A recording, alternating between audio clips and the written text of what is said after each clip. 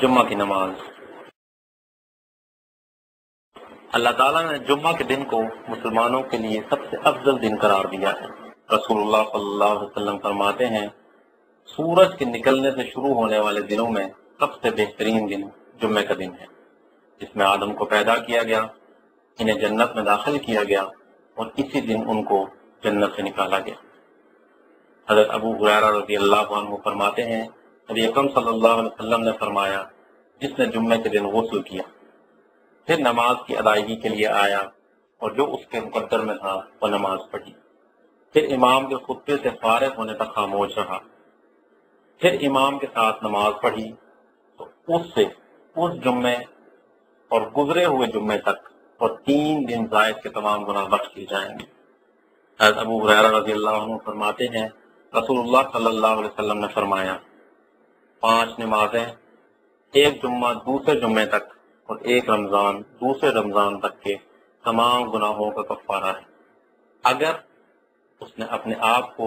گناہ کبیرہ سے بچا لیا۔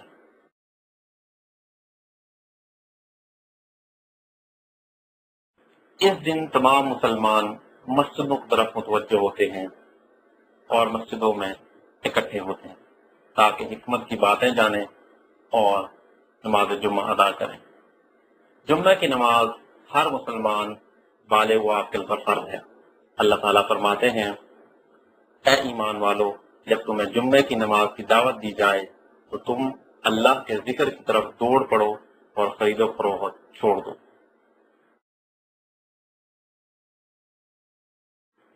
رسول اللہ صلی اللہ علیہ وسلم فرماتے ہیں قوموں کو جمعہ چھوڑنے سے روکا گیا ہے، اگر انہوں نے اللہ کے حکم کی فرمانبرداری نہ کی تو ان کے دلوں پر مہر لگا دی جائے گی اور پھر وہ غفلت کرنے والوں میں سے ہو جائیں گے۔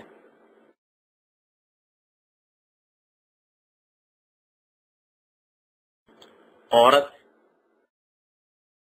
بچے اور مسافر پر جمعہ واجب نہیں ہے،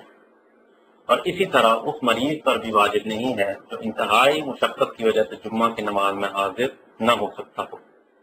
اور اسی طرح دور دراز گاؤں میں رہنے والوں پر بھی واجب نہیں ہے،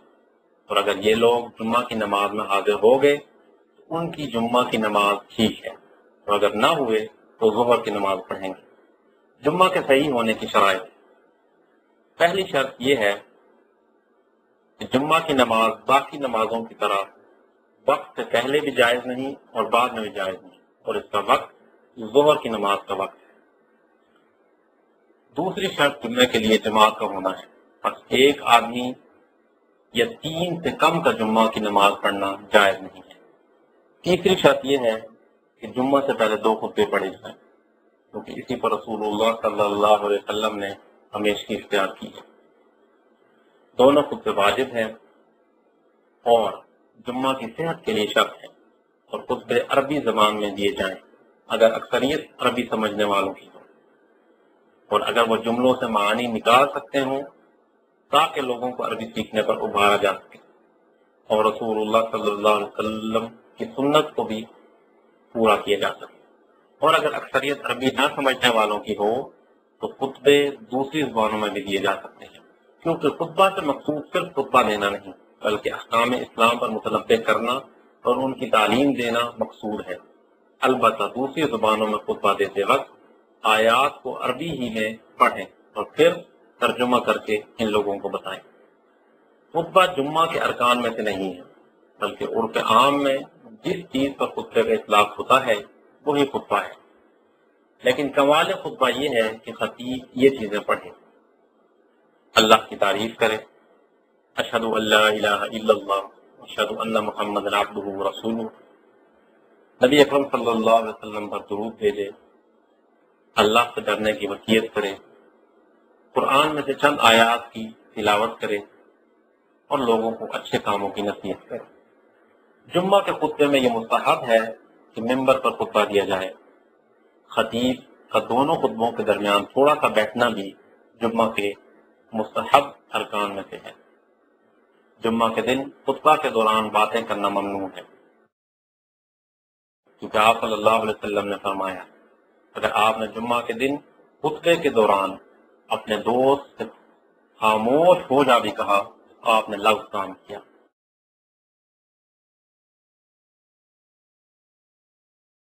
لوگوں کی گردنوں کو پھلانگنا مکروہ ہے، البتہ امام کے لیے اس لیے جائز ہے اس کا امامت کی جگہ تک پہنچنا ضروری ہے، کہ اس خالی جگہ تک پہنچنے کے لیے بھی پھلانگنا جائز ہے جہاں تک لوگوں کی گردنوں کو پھلانگے بغیر نہ پہنچا جا سکتا ہو۔ جمعہ کی نماز کی 2 رکعتیں ہیں، امام ان میں اونچی آواز میں قرأت کرے، اور مصنون یہ ہے کہ پہلی رکعت میں فاتحہ کے بعد سورۃ الجمعہ کی قرأت کرے، اور دوسری رکعت میں فاتحہ کے بعد منافقون پڑھے، یا پہلی میں سورۃ الاعلی اور دوسری میں سورۃ الغاشیہ پڑھے۔ مسلمانوں پر لازم ہے کہ وہ جمعہ کی نماز کے لیے جلدی کریں۔ اگر کوئی شخص لیٹ ہو گیا لیکن امام کو دوسری رکعت کے رکوع میں پا لیا تو وہ اپنی نماز کو پورا کرے اور وہ جمعہ پانے والوں میں شمار ہوگا، اور اگر وہ دوسری رکعت کو بھی نہ پا سکا تب وہ ظہر کی نماز پڑھے گا، اور اسی طرح اگر نیند یا کسی اور وجہ سے جمعہ کی نماز رہ گئی تب بھی وہ ظہر کی 4 رکعتیں پڑھے گا۔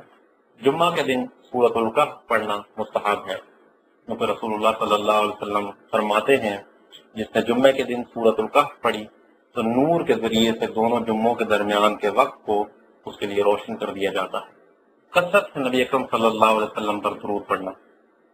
ابو مسعود انصاری سے روایت ہے کہ نبی اکرم صلی اللہ علیہ وسلم نے فرمایا کہ جمعے کے دن مجھ پر کثرت سے درود بھیجا کرو، پس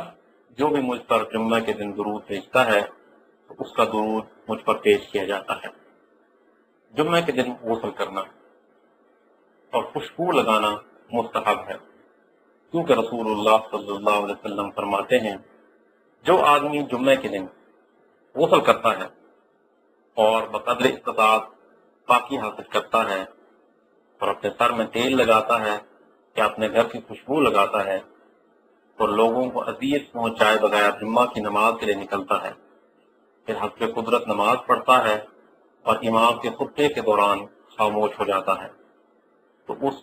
اس جمعے اور پہلے جمعے کے درمیان کیے گئے گناہ بخش دیے جاتے ہیں۔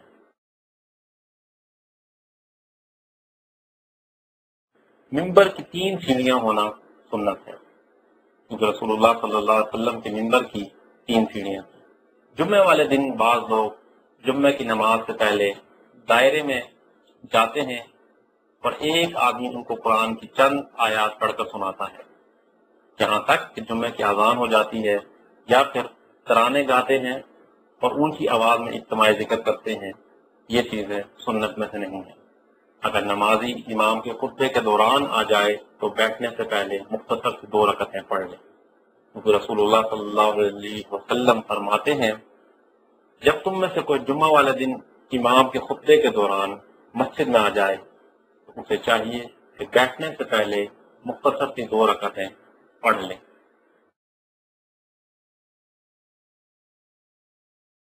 جمعے کے دن خطیب خطبے کی دعا میں صرف شہادت کی انگلی کو بلند کرے گا۔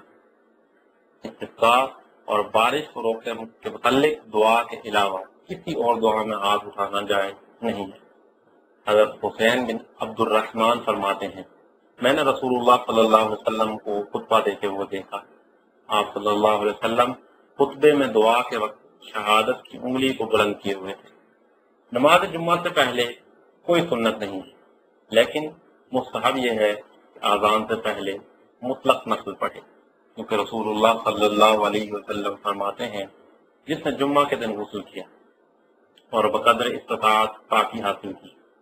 پھر تیل لگایا یا اپنے گھر کی خوشبو استعمال کی اور پھر وہ جمعہ کی نماز کی طرف چلا اور صفوں کو پھلانگنے سے گریز کیا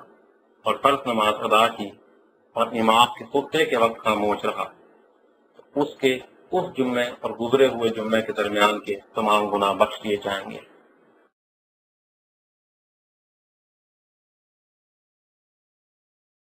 جمعہ کی نماز کے بعد 2 رکعت سنت پڑھے، کیونکہ ابن عمر رضی اللہ عنہ فرماتے ہیں نبی اکرم صلی اللہ علیہ وسلم جمعہ کی نماز کے بعد 2 رکعت سنت گھر میں پڑھا کرتے تھے یا 4 رکعتیں پڑھتے تھے۔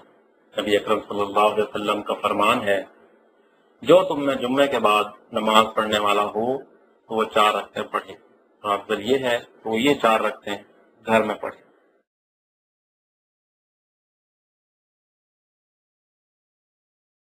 جب عید اور جمعہ اکٹھے آ جائیں تو زیادہ احتیاط یہی ہے کہ عید اور جمعہ دونوں پڑھے۔ اگر اس نے عید پڑھ لی تو کم از کم ظہر کی نماز ضرور پڑھے، اور دور دراز رہنے والوں کو رخصت دے دی جائے گی کہ وہ عید کی نماز پڑھنے کے بعد جمعہ کی نماز کے لیے نہ لوٹیں۔ ایاس ابن ابی رملہ شامی سے مروی ہے کہ میں نے حضرت معاویہ رضی اللہ عنہ کو دیکھا، وہ حضرت زید بن ارقم رضی اللہ عنہ سے پوچھ رہے تھے کہ آپ کبھی رسول اللہ صلی اللہ علیہ وسلم کے ساتھ 2 عیدوں میں حاضر ہوئے؟ تو انہوں نے کہا جی ہاں، رسول اللہ صلی اللہ علیہ وسلم دن کی ابتدا میں عید کی نماز پڑھا کرتے تھے اور جمعہ کی نماز کے بارے میں رخصت دے دیتے تھے اور فرمایا کرتے تھے جو دونوں کو جمع کرنا چاہے تو جمع کر سکتا ہے۔